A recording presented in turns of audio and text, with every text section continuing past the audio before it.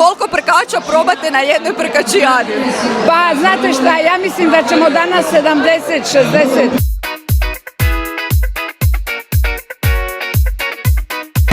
Dođite nam na Virovsku prkačijadu. Ja sam Hela Milišić, predsjednica udruge Solinjani iz Solina. Ja sam Ivana Đerek-Krešić, predsjednica udruge Žena Drenovica.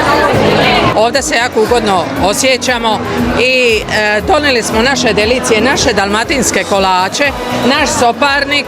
Mi smo se pripremali cijeli tjedan za ovu prkačijadu. Imamo 39 vrsti kolača. Danas ste došli po kaj? Po kolače, najbolje kolače. Dobro, kaj ste kupili?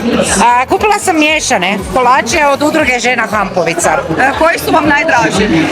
Meni osobno su breskvice. Dobro. A one su i tema ove godine, da. Dajte i poslije, onda vidite. Naravno, sve. ostajemo na tradicijskim igrama i na slatkim susretima folklora. Tu imamo od raznovrsnih pita, mađarice, pite od prhkog testa, s makom, sa sirom, imamo tu i medenjake, imamo zvjezdice, kiflice. Koliko ste kolača pripremili za danas? Ne znamo.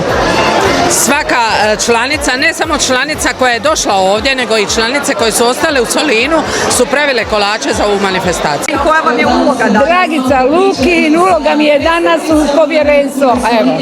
Što se sve gleda?